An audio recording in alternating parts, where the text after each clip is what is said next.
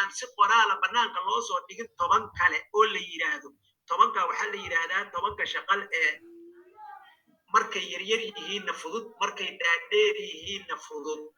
10 kale oo shaqalo culus ah ayaa la yiraahdaa ayaa ku hoos jira oo 5 kale iyagana culus iyo 5 kale oo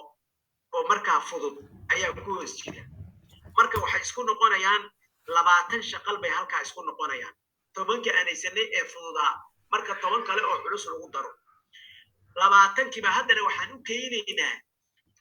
wa'di iyo ya'di baan u keenaynaa oo iyagana la yiraahdo waa barshaqal ama semi fowl waxa la yiraahdo oo labada dhinacba way u shaqeeyaan la yiraahdo waa laba codlayaal ayaynu u keenaynaa markaynu u keenno marka waxay noqonaysaa shaqaladiina waxay noqonayaan marka iyaguna wakaayo waxay noqonayaan marka 22 marka af Soomaaliga maxaynu haysanaa 44 cod baynu haysanaa laakiin astaamaha inoo taagan ee aynu adeegsano waa 32 astaamood ayaynu adeegsanaa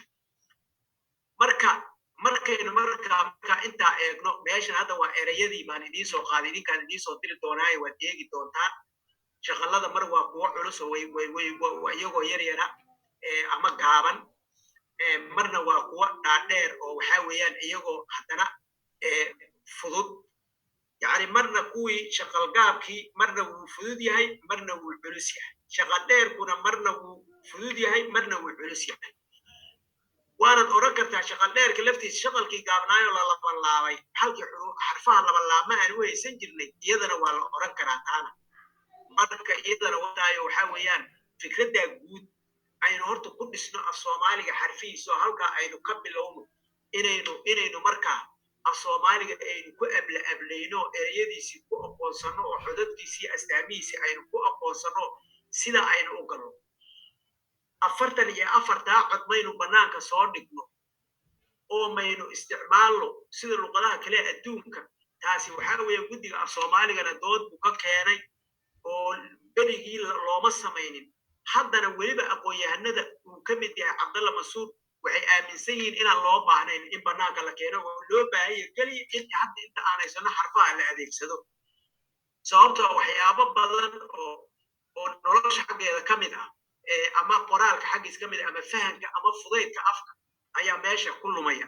ayaa dib barashadiisa dib noqonaysa leeyahay qalabka lagu isticmaalaana annagu aynu haysanaana dhaqaale ahaan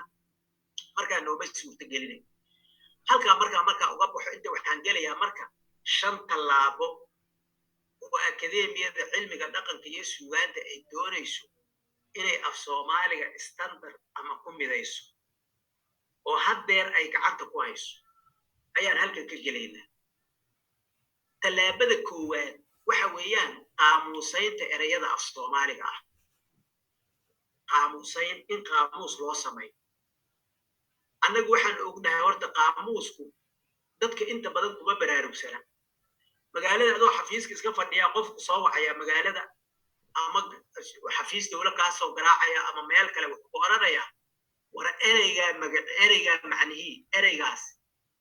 sidee weeye ereyga macnaha muxuu leeyahay maxaa loola jeedaa waxaad oranaysaa qaamuus af Soomaaliya ma haysataa markaasuu ku oranayaa ma haysto waxaan marka kula talinaan nidaahnaa hadda waa kuu sheegaynaa laakiin qaamuus af Soomaaliya xafiiska dhigo oo la tasho maxaa yeelay qaamuusku wuxuu afku u leeyahay faa'iidooyin badan waxaa ka mid ah waxa laga eegaa macnaha ereyga waa kow midda labaad waxaa weeyaan waxa laga eegaayo kale aan iska qaado baa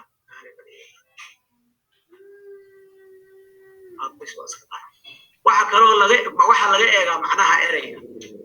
midda labaad waxa weeyaan waxa laga hubiyaa qoraalka ereygana waa laga hubiyaa sida loo qoro lafteeda waa laga hubiyaa qaamuuska waa arrin aad iyo aad arrinta muhiim u ah qaamuuska faa'iidadiisa waxa kaloo ka mid ah waxa laga saxaa dhawaaqa ereyga dhawaaqiisana wuu qoraa qaamuuska waa laga saxaa qaamuusyada waxa kale uu ilaaliyaa midaynta qoraalka inta qoraalka hadii lagu doodo erey sida loo qoro qaamuus hadaad soo qaadato sida loo qoray aad iyo aad qaamuuska maxaa yeelay sidiisaba qaamuus keligii qof iska qoray adduunka kii koowaadee hadda annaga marka hore akademiyadu ay qorteen kii yaasiin cismaan keeladiid mooye marka wixii ka dambeeyey la eego qaamuus kale ayaa laga qoraa kaasaa lagu sii dul dhisaa ee qaamuus meel cidlo lagu qoraa adduunka uu yaryahay kaa unbaa la horumariyaa marba la kordhiyaa ereyadiisa marka wuxuu ilaaliyaa midaynta qoraalka marka sidii loo qoray ereygii waad ka helaysaa oo sax ah ayaad ka helaysaa laba qaamuus ka eg haddaad doonto marka arrintaana waxaa weeyaan akademiyadu hadda way wadaa maxay ku wadaa marka waxay ku wadaa waxaa jiray ilaa hadda annagu intaan hayno 3 qaamuus ayay akademiyadu soo maray waa qaamuuskii la oran jiray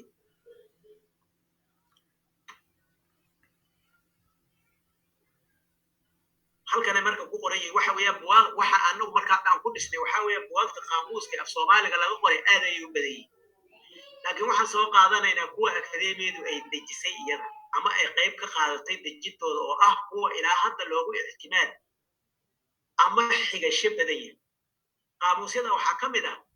qaamuuska yaasiin cismaan keeladiid uu qoray 1976 oo ka kooban 10 eray qaamuuskaas waan xiganaa wuu noo yaalaa akademiyada xuquuqdeeda iskale oo iyada berigii lagu qoray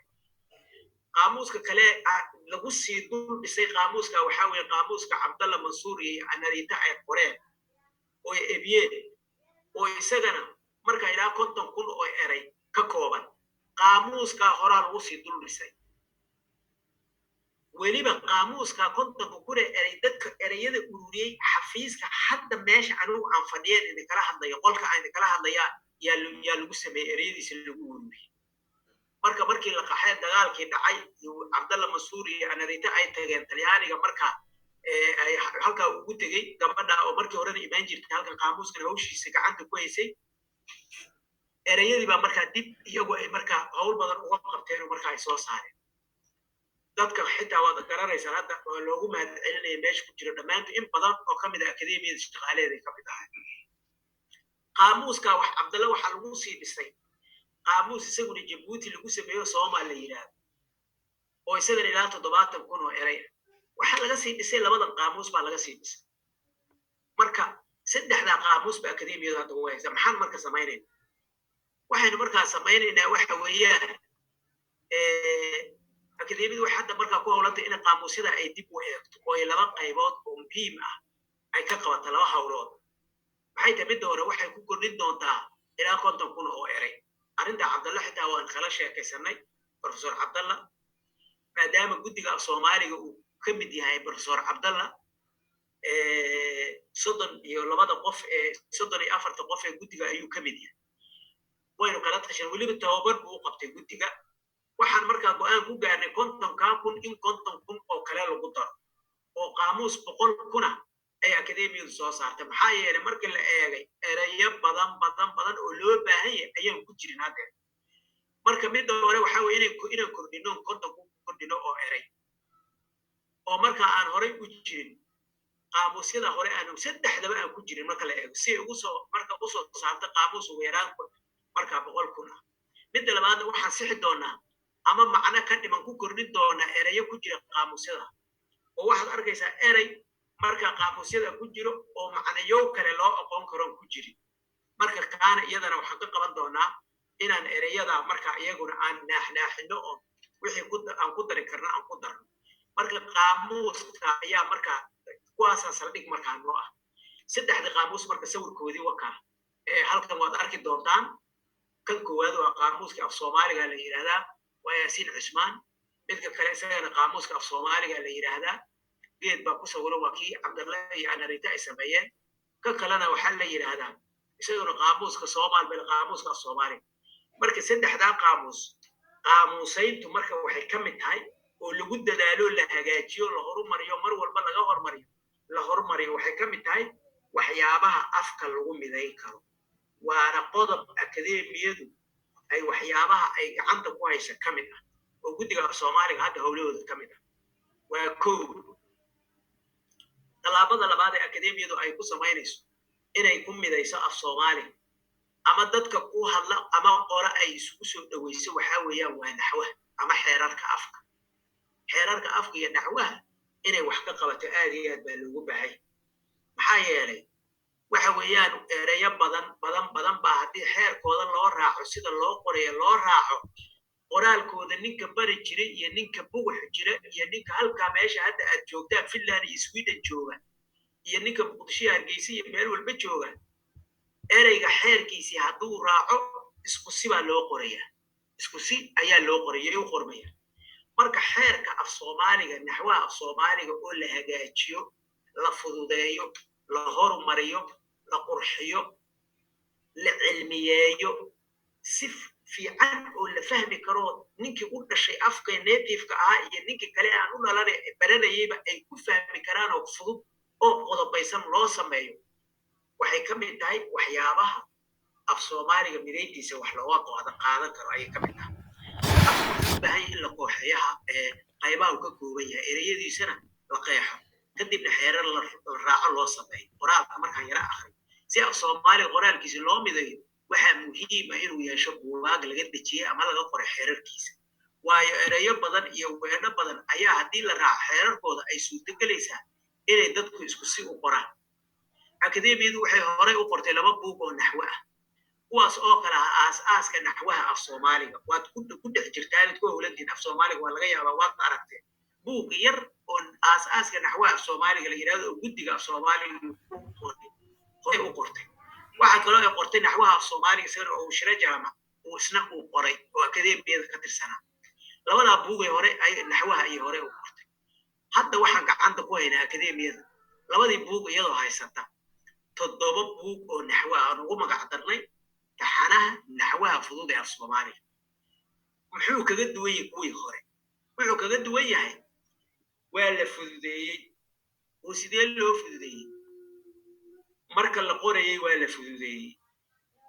marka la qeexayay waa la fududeeyay ereyada tusaalaha loo soo qaadanayo waa la fududeeyay. haddana qaybihii naxwaha uu ka koobnaaye magac iyo fal iyo magacuyaal iyo xiriiriye iyo wixii ahaa hal buug lagama wada dhigin waxa laga kala dhigay 7 buug magac keliya buug baa laga dhigay. berigi hore waxaan maqli jiray markaan dhalinyarada ahayna yaryareen baa waxaan maqli jiray kitaabada waxaa ugu weyn kuwa tafsiirka quraanka weeyaan Jalaaleynka kitaabka la yiraahdo kitaab weyn buu ah oo qofka Jalaaleynka akhriya oo soo barta wuxuu ahaan jiray culimada lagu soo dari jiray.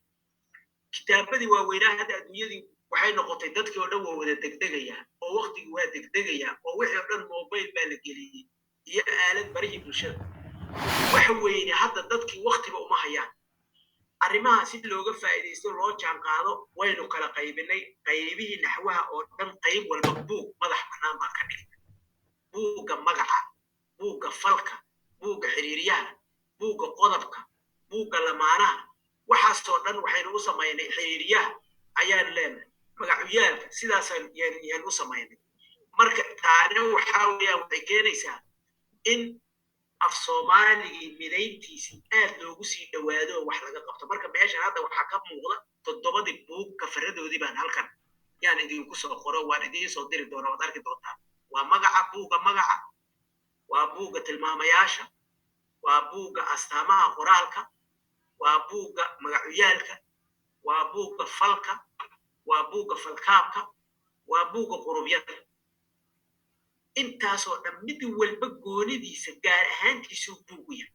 marka qofku wuxuu u baahan yahay sad inuu sidaa u qaato 7 buug oo naxwo ah oo mid walba waqti badan aan kaa qaadeen fahamkiisa iyo wixiisana uu fududyahay. marka waxaynu isnaa haddii arrintaa lagu guulaysto buugagta 7 ah guddigu gacantu ka qaaday waan dhammaynay daabacaad bay markaa u diyaar yihiin in la daabaco ayay diyaar u yihiin. marka waxaan rajaynaynaa idinkuna way idin soo gaari doonaan buugagta. tallaabada labaad ee markaa ee akademiyadu af Soomaaliga mideyntiisa wax kaga qaban doonto tallaabada labaadna waa qoridda ama hagaajinta xeerarka afku leeyahay. tallaabada saddexaad waxa weeyaan ee akademiyadu ay doonayso inay wax kaga qabato mideynta hab qoraalka af Soomaaliga waxa weeyaan hadda xitaa aan ugu talagalay waxa weeye ururinta ereyada afguriyada. soomaalidu waad ogtihiino marka laga reebo afka gudihiisa variety-giisa kala duwanaanta af gudihii haddana waxay leeyihiin lahjado kala duwan ama afguryo kala duwan bay leeyihiin waxa la yiraahdaa gobolka Shabeellada Hoose ayaa waxa la yiraahdaa waa hooyiga afguryada Soomaalida gobolka waa gobol ballaaran bariga hore taariikhda labaad ku haysa waxa la yiraahdaa waa gobolka degmooyin ahaan iyo dad ahaanba gobolka Banaadir ku xigi jiray maxaa yeelay gobolka ugu dad badan wuxuu ahaa gobolka Banaadir gobolka ugu degmooyin badanna wuxuu ahaa gobolka Banaadir laakiin maxaa gobolka labaad ahaa gobolka Shabeellada Hoose wuxuu ahaa gobolka ugu dad badan ee Banaadir ku xiga ayuu ahaa gobolka ugu degmooyinka badan ee gobolka Banaadir ku xigana waa ilaa 8 gobol 8 degmo ilaa meelahaas u lahaa markaad eegto marka lahjado badan baa halka marka yaa yaalay waad ogtihiin 1970 iyo labadii marka afka la qoray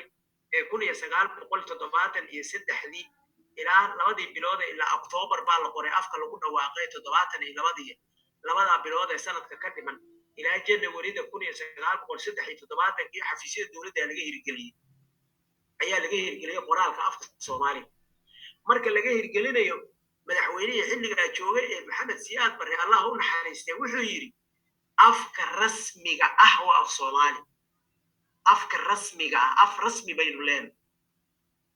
oo ingiriiska iyo carabigii iyo talyaanigii iyo faransiiskii looga shaqayn jiray xafiisyada dawladda looga maarmo afka rasmiga ana waa afka maanta aynu qorayno wey lahjadihii lagama maarmin oo markii buugta la qoray afka la qoray ereyo badan ee bixin loo sameeyay manhajka af Soomaaligaba waad ogeydeen macallimiin badan oo ka sheekaynay lahjadihii waa loo baahday oo markii loo baahday ereyo badan baa laga soo qaato laga amaahday afka ayay quudiyaan iliido ama waa laago ama waxa weeyaan waa kanaalo ku soo qulqula afka rasmiga lahjadu marka inagu taa waan ognahay afguriyadaasaan rabnaa inaan kaga faa'iideysano maxaan kaga fasiiraad koreynaa ama aanu kaga faa'iideysanayna afguriyada ereyo badan oo erey bixin loo rabo loo doonayo hadda waxyaabaha lagu shaqeeyo ee af-Ingiriisiga u badan ee carabiga iyo luqadiga kale u badan ah ayaynu ka soo helaynaa ereyo u dhigmoon ku bedeli doonaa mustaqbalka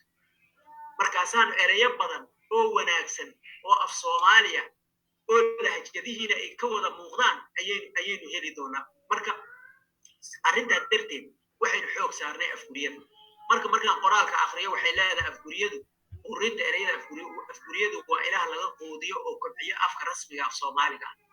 afku wuxuu amaahdaa ereyada shisheeye kaga xoroobi karaa afka wuxuu amaahda ereyada shisheeye kaga xoroobi karaa haddii uu ka faa'iideysto afguriyada uu leeyahay marka qoraalka afka Soomaaliga iyo erey bixintiisa loo sameeyay waxa kaalin weyn ka qaatay dhibaatooyin badanna ka furtay ereyo laga soo helay afguriyada af Soomaaliga wuxuu leeyahay lahjado dialect buu leeyahay kala duwan sida lahjada reer Baraawa lahjada Karre lahjada Tunni lahjada Dabarre lahjada Mayga iyo lahjada Jiido intaasoo lahjadood buu leeyahay qaar kaloo badan oo lahjada inay jiraan way suurowdaa way jiri karaan laakiin inta ku waaweyn bay soo qaadanay ogaadana af kasta gudihiisana wuxuu leeyahay kala duwanaansho isaga u gaara ayuu leeyahay hadda afka la yiraahdo maxaa tirida marka la soo qaato hadda afka rasmiga loo qaatay intaasoo kala duwanaan buu leeyahay gobolada marka loo eego marka lahjadaha ayaanu markaa ururinaa oo dad u sameynay waana markaan guddiga tago meesha inoo soo socotaan ku sheegi doonaan waxa weeyaan loogu talagalay markaa inay afka xoojiyaan xeer baa jira oranaya qofka siduu uu rabo ama lahjada uu rabo uu ku hadli karaa marka laga reebo raadiyaha iyo telefishinka markuu fadhiyo wariyaha raadiyaha iyo telefishinka markuu fadhiyo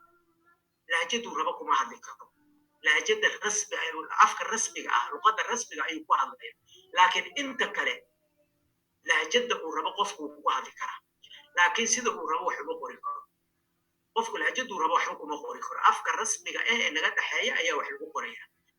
akademiyadan waxyaabaha u taagan tahay arrimahaas ka mid waxa dhacday markii la qoray Soomaaliga sanadkii 1972 ee la hirgeliyay 1973 ayaa qof wuxuu warqad xafiis dawladda ugu soo qoray afguri ayuu ugu soo qoray marka ayaa ogeysiis lagu bixiyay afgurigii baa la akhrin waayay ilaa xafiiskii baa loo soo qoray markaasaa ogeysiis lagu bixiyo waxaa la yidhi qofkii afguri warqad xafiis dowladda ugu soo qoraa waa inuu isaguna soo raacaa si uu markaa afgurigii dee u akriyo ilaa warqadda isagaa soo qoray laakiin haddaad afka rasmiga ee dhexe haddaad wax ku soo qorto waxay markaa noqonaysaa in dadkii oo dhan ay ka faa'iidaystaan oo cid walba ay fahmi karto ay akhri karto marka halkan hadda tusaalooyin baan kusoo qaado afka dabare iyo afka mayga ee lahjada dabare dheh ama afguriga dabare iyo afguriga may iyo afka rasmiga ee maxaa tiri ayaan bal erayo yar yaan ka soo qaatay wax badan way dhowr xabo maan ka soo qaadaya hadda marka la yiraahdo lahjada dabare madaa bay leeyihiin madaxa madaa bay leeyihiin madaa afka lahjada maygana waxay leedahay madaga afka rasmiga hadda la qorana wuxuu leeyahay madaxa markaad fiiriso irka ayuu cirka leeyahay lahjada dabare ama afguriga dabare afguriga mayna wuxuu leeyahay irka afka la qoray ee rasmiga ee doontii labadii la qorayna wuxuu leeyahay cirka marka waxaas oo dhan markaad eegto hilibka oo kale so'aha ayuu leeyahay afka lahjada dabare soka ayuu leeyahay lahjada ama afguriga mayna hilibka ayay markaa yay leedahay afka la qoray 72 hilibku leeyahay laakiin sooda iyo saanta waxaas oo dhan af Soomaaliga waa loo yaqaan marka erayo badan weeye aan ka gudbo saarahaas soo qaatay meeshan haddeed sawirka uu idiin muuqdana waad arkaysaan hadduu idiin muuqana waan idiin soo diri doonaa waxaan kusoo gabagabeeyey ururinta afguriyada taalla laga dhisay boor akademiyada ka dhisan dhexdeeda boorkaas waxaa la yidhaahdaa harada af Soomaali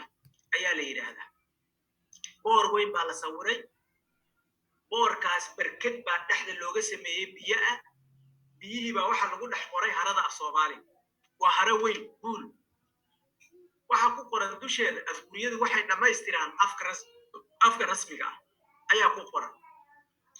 marka afguriyadii maxaa ka mid ah afka jiidaa ku qoran afka karaa ku qoran afka waxaa ku qoran tunni afka waxaa ku qoran baraawe afka waxaa ku qoran dabare afka waxaa ku qoran may afguriyadaas ila kasoo qulqulay baa waxay kusoo shubmayaan haradaas oo ay buuxiyeen haradina marka harada af Soomaaliga ku qoran marka intoodaas oo la isu geeyey oo afkii rasmiga ah xoojiyey ayaa marka af Soomaali noqonaysa marka eego qodobka afraad ee af Soomaaliga ku xoojinayna waxa weeyaan waa midaynta qoraalka erayada akademiyada hadda way wadaa waxyaabaha aan doonayna shaqaalaha dawladda aan xafiisyada ku tababarnay ka mid tahay waxaanu hadda qornay oon diyaarinay buug ay ku urursan tahay 10,000 oo eray oo u badan erayada laga adeegsado xafiisyada dawladda maamulka lagu adeegsado ay u badan tahay marka 10,000 eray halkan waxaan go'aan kaga gaaraynaa akademiyada markaan dhamaystirnoon hadhow shirka ugu dambeeya qabanayno dad ka mid ah xitaa waa casubi doonaa eraygani sidana loo qori karaa baan dhihi doonaa sidan baa loo qorayaa tusaale hadda waan heli doonaa tusaale waan sheegi doonaa eraygan sidan baa loo qori karaa haddaad sidaa u qorto oo sidaa loo qori jiray maanta wixii ka dambeeya go'aankan la soo saaray sidan baa erayga loo qori doonaa sidaasaa marka la odhanaya marka akademiyada hadda waxay gacanta ku haysaa buug lagu ururiyey inta oo eray oo kuwa ugu badan ee maamulka xafiisyada dawladda lagu adeegsado ah erayada waxay akademiyadu go'aamin doontaa sida saxda ay tahay in loo qoro ayay go'aamin doontaa waxaa laga yaabaa in eraygaa dhowr siyood oo kala duwan loo qoro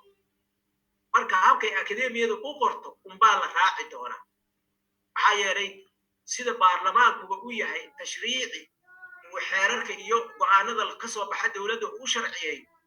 waxaad ogaataan dadka dhegaysanayo waxaad ogaataan reer Sweden ay ugu xoog badan yihiin iyo reer Finland akademiyadu waa meesha lagu sharciyeeyo luqadda af Soomaali maxaa yeelay waxaad ogaanaysaan meesha hawl badan baad ka qaban kartaan idinku buwag badan baad qori kartaan dad badan baad jaamacada af soomaaliya kaga soo saari kartaan laakiin mar leyba la mid noqon maayo halkan xaruntii muqdisho af soomaaliga lagu unkay waxa laga soo sameeyey wax dibad lagu sameeyey la mid ma noqonay akademiyadana iyadaa sharciyeynaysa wax in sidaa loo adeegsado tusaale waxaan siinayaa haddii ugaar badan inta laga qaado oo dalalka carabta ama yurubta ama maraykan ay u baahan yihiin ama geedo badan oo dhir soomaaliya laga qaada geeska afrika oo waddamadaa la geeyo way ku noolaan karaan laakiin siday halkan soomaaliya ugu noolaayeen uguma noolaan karaan marka taa tusaalaha waxaa la mid ah af soomaaliga mar walba xaruntiisa waa akademiyada mar walba iyadaa sharciyeynaysa arrintaa waxaan ku jeclaan lahaa inaad idinka laftiina tashriicin ahaan aad uga faa'iidaysataan marka marka erayaan kusoo qaatay tusaalaha midayntaha qoraalka erayada waxaan idiin soo qaadaya ereyga la yidhahda af ingiriiska lagu yidhaahda map waa khariidad baa loo qoraa waa kow dad baa u qoraa oo ka'da iyo ha'da ahayd ah dad kale waxay u qoraan kha'dii fududayd ee qalinka lagu qori jiro oo kale ah oo qariidad ah iyadan waa qa'dii kale kuwo kale waxay u qoraan khariido oo da'bay ugu dambaysiiyaan saddexdaa erey ee dhigmo ee kala duwan ee dadku ay dhigtaan akademiyadu hal erey bay kasoo qaadi doontaa waxay dhihi doontaa maanta wixii ka dambeeya ereyga khariidad halkan sidana loo qoraya ereygaasi macarabi ma amaah baa soomaali saxab miya mise ma aha taa go-aankeeda waa wax kale laakiin qoraalka hadda waxaynu haysanay aynu qorayno ayaanu markaa ka hadlayna waxaa ka mid oo kale ereyga maalan oo kale waxaa soo qaadanaya madaxweyne soo qaadanaya madaxweyne wa'da ereyga ku xigo a bay u qoraan dad mar bay u qoraan horta ta hore madaxweyne kuwo kale waxay u qoraan madaxweyne wa'da ereyga ku xiga iyo ya-da u dhexeeya a bay u qoraan qaar kale waxay u qoraan madaxweyne meeshii waaba laga saaray ya-diyo laba ee baa la soo geliyey laba ee madaxweyne ya-di iyadoo joogtaa laba ee lagu soo daray waa saddex qoraal waraaqo walboon aragnana waa saddexdaa qoraal waad ku arki kartaa waxay gaaraysaa akademiyadu 10,000 erey ka mid ah sidaasaa loo qorayaa ereyga madaxweyne hadda wixii ka dambeeya ayaa loo qorayaa waxaa ka mid oo soo qaaday ma wada dhammayn kare waa idiin soo dirayaa ereyga hawl bay u qoraan dad ayay u qoraan ha wa la ayay u qoraan dad kale waxay u qoraan hawl oo ha o wa la bay u qoraan dad kale u qora hawl oo ha laba oo iyo la ah akademiyada marka go-aankeeda maxay tahay inay soo qaado erey oo ay tiraahdo hawl sidanaa hadda kadib loo qoraya sidaasaa marka dambena haddii fursad cilmiyeynta afka la gelaya arrintiisa sidaasaa haddana yaa kombiyuutarada loo gelin doonaayo qofkii markuu qoro hawl wuu soo bixi doonaa marka arrintaana aad iyo aad baan ugu guda jirnaa waana wadnaa waxyaabaha kale iyadana waxaa weeyaan intaana ka gudbin meesha ereyada qoraalka waxaa ka mid oo ku jira buugga sida loo qoray xarfaha labalaabmaha ka mid ah xarfaha labalaabma waad ogtihiinoo dhibaato weyn baa ka jirta waxaa ka mid oo kale iyadana waxaa ka mid ah xarfaha lamaan ereyada lamaan sidee laisugu nudaa laba erey oo lamaan sidee laisugu nudi karaya ayadana buuggaas aad iyo aad buu uga hadlayaa maxaa qoraalkiibuu barayaa tababar buu rabaa xogayaasha dowladda inuu siiyo hadda matalan oo kale marka la eego dad baa waxay kasoo jeedaan qoraalada qaar ba waxay leeyihiin oo weliba guddiga af soomaaliga qaar ka mid ah waxay aaminsan yihin waxay leeyihiin haddii ereyga qoraalkiisa hal erey qoraalkiisa uu 2 shaqal dheer soo galo looma baahna in labada shaqal dheer la wada qoro yani waxyaabaha akademiyada sharciyeyn doontay ka mid tahay arrintaa ma ku raacaynaa qofka mase kuma raacayn matalan tusaale waxaa loo soo qaatay soomaaliya sa'da 2 oo bay wadataa ma'dana 2 a bay wadataa in waxaasoo dhan la qoray looma baahnaa laleeyahy ay dadka qaarkii leeyihin marka taa ayada waxyaabaha akademiyadu go'aan ka gaari doonto way maxaa yeelay iyada sharciga afka iyaga haysta waxaa ka mid ah waxyaabaha